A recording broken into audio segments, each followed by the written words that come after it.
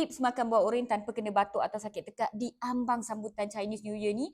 Info ni sangat penting supaya you all tak habiskan public holiday ni dengan ambil MC hujung-hujung nanti.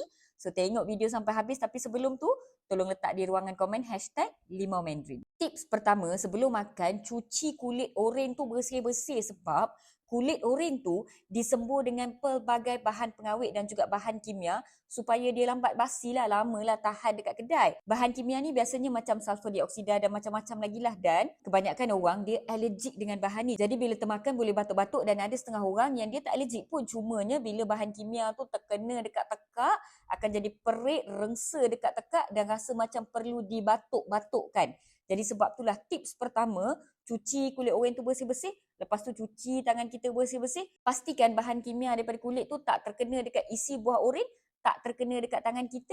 Kita tak termakan dia supaya kita tak batuk-batuk dan tak sakit tekak. Tips kedua, jangan makan buah oren dengan perut kosong sebab buah oren buah yang berasid.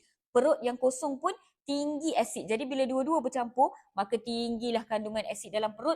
Dia akan lambung daripada perut pergi ke ulu hati, daripada ulu hati pergi ke dada, daripada dada akan pergi kat tekak dan akan rasa macam ada kahak dekat tekak tu. Sebenarnya asid tu. Kita akan rasa macam kena batuk-batuk kan, nak kena keluarkan kahak tersebut. Dan ada pesakit yang akan cakap lepas muntah baru dia rasa lega, baru rasa hilang kahak tu. Ia bukan kahak, ia adalah asid yang lambung daripada perut ke atas. Jadi pastikan you all tak makan limau mandarin dengan perut yang kosong. Makan kenyang-kenyang dulu, lepas tu baru bedah limau mandarin.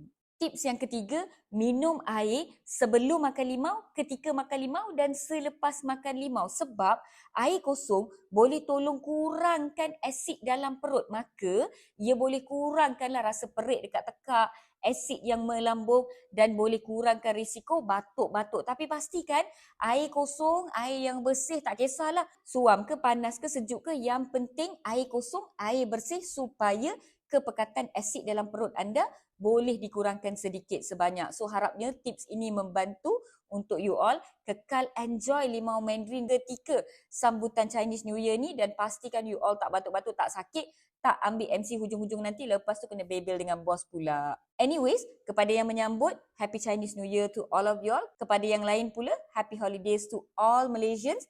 Pastikan you all stay safe, stay healthy dalam musim cuti ini. Video berbentuk pendidikan kesihatan ini dibawakan khas untuk anda oleh Celoteh Dr. Mala.